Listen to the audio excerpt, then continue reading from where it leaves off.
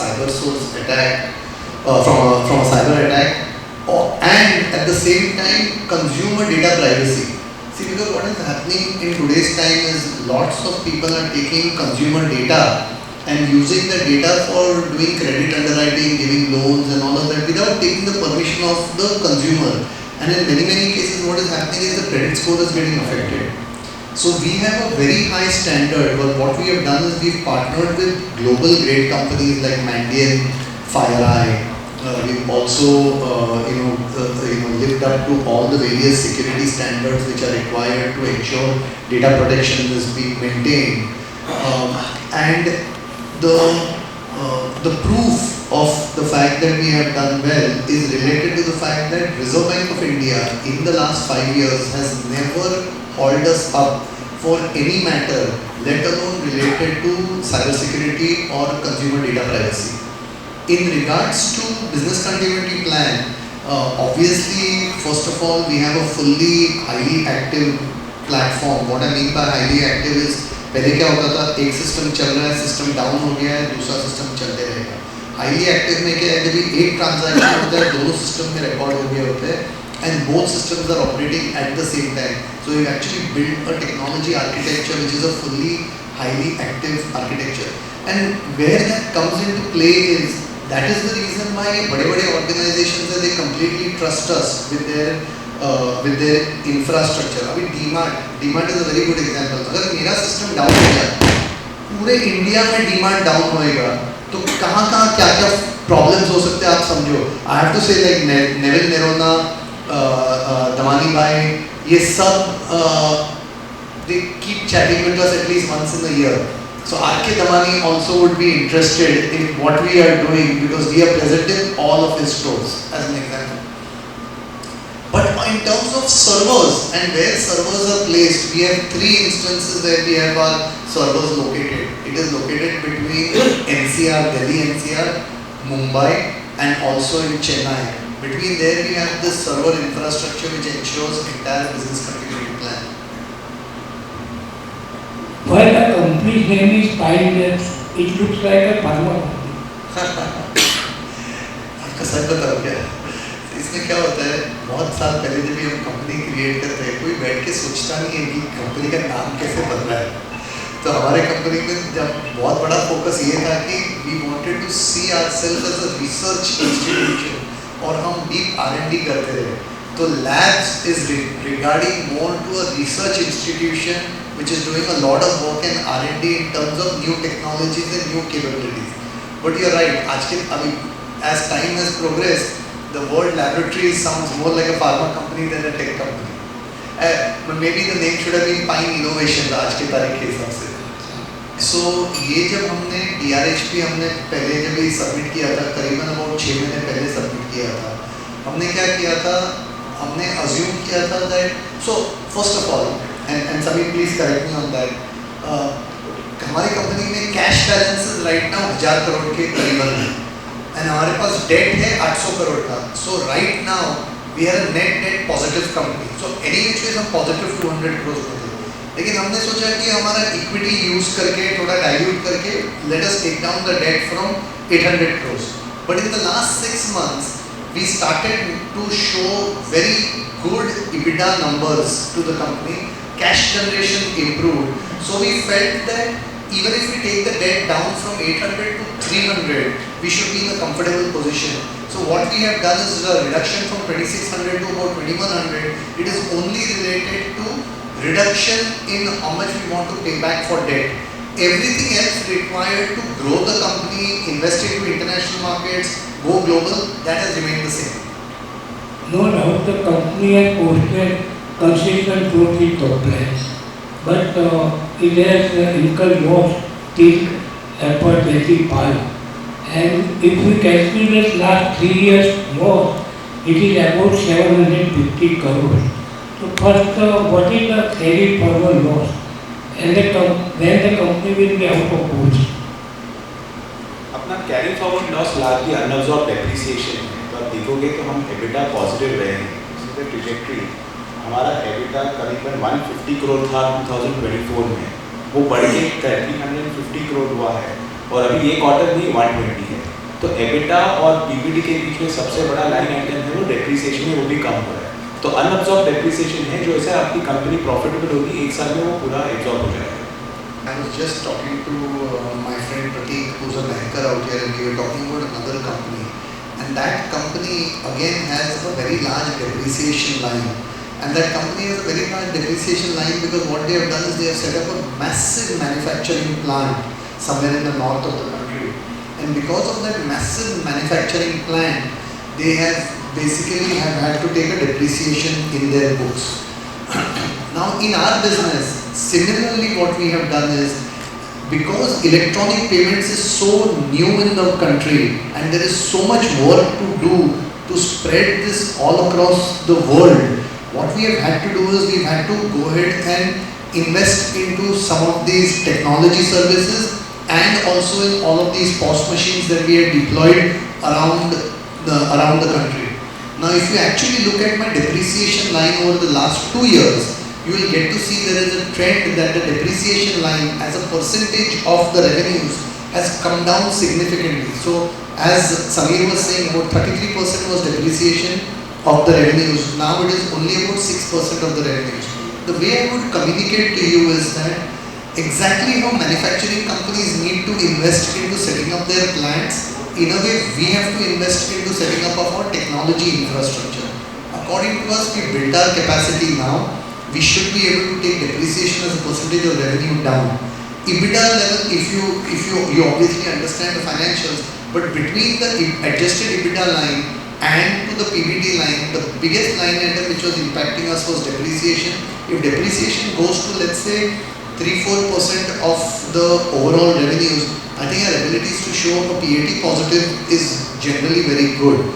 So that is one trend you will get to see over the last 3 years. The other piece which is to be also highlighted is ESOPs, जो employee stock options जो होते हैं, जब आप private company में होते हैं employ stock options आप एक्चुअली देना चाहते हैं, बिकॉज क्या होता है, एक जन की प्रमोटर कंपनी होती है, बट आप जब वेल्थ बांटते हो to your employees, they work even more harder and they commit more to your organisation.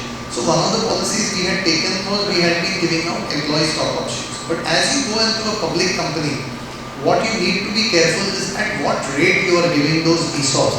क्योंकि वो अगर स्टॉक का प्राइस चल रहा है 200 रुपया, आप दे रहे हो ESOP 0 पे, तो 200 minus 0 को आपको P&L impact लेना पड़ता है.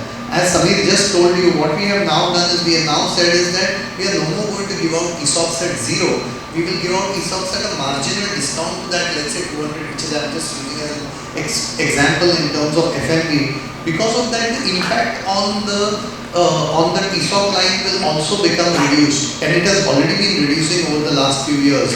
So we have taken enough and more measures due to which the EBITDA performance that we have shown should get reflected at a PAT line also. Any plan for acquisition for inorganic growth? So for inorganic growth over the last 3 years we have made significant acquisitions, and these, not last 6 years, 7 years, we have made 3 big acquisitions. All 3 have worked extremely well for us. We have actually said in our proceeds usage out of this IPO that 10% of the IPO proceeds will be used for inorganic growth. To say if I have a target company in mind, that is not correct. But I have already kept provisions that we will make some inorganic acquisitions. You have identified any country? Not yet. So OFS में अगर आपका ये question होगा तो मैं let me get that first answer out of the way. आपको पता है आजकल अभी ये होने लगा है कि फाउंडर ओनरशिप भी आजकल बहुत कम होने लग गई है, क्योंकि हमने भी हमारा स्टेक बहुत डाइल्यूट किया होता है. मेरा पर्सनल स्टेक जो कंपनी में है इज अबाउट 4.7% मेरा पर्सनल स्टेक है.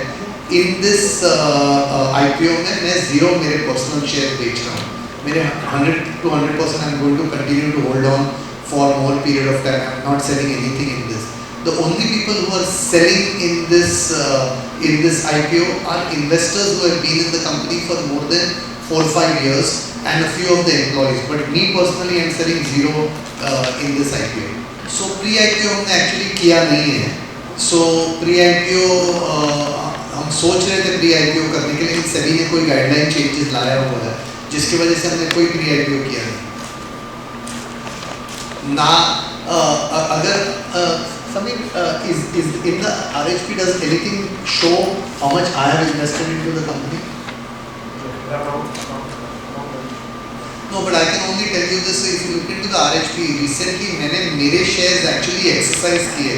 आपको अगर पता है कि अगर exercise करना है तो I will have to invest money into the company. I've actually invested money into the company by exercising some of my stocks. वो तो दिख रहा है.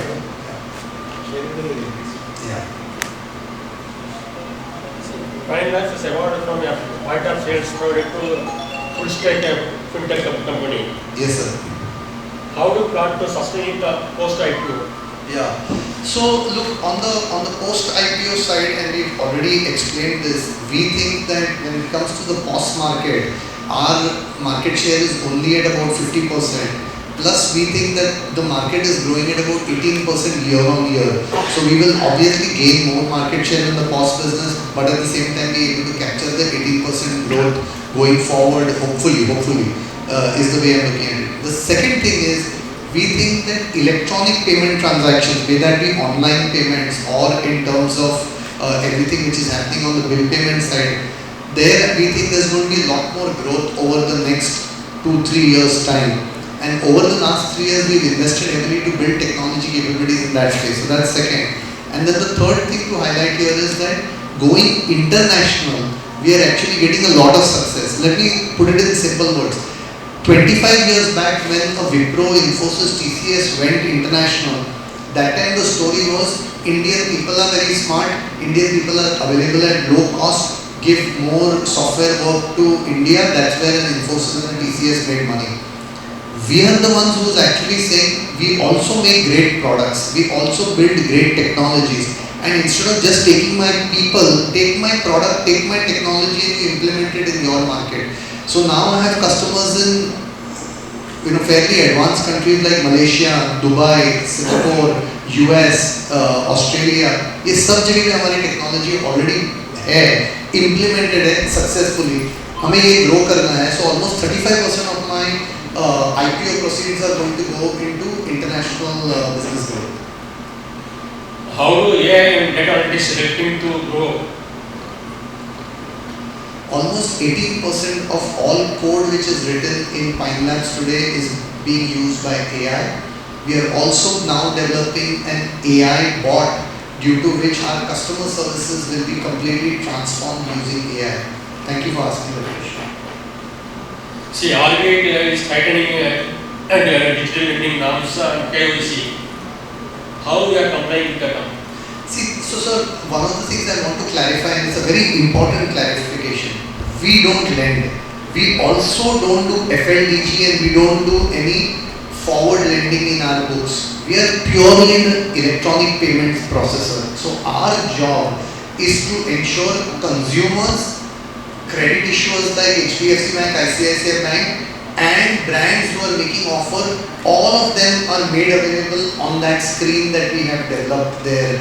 So we are the electronic marketplace where this transaction is pulled together.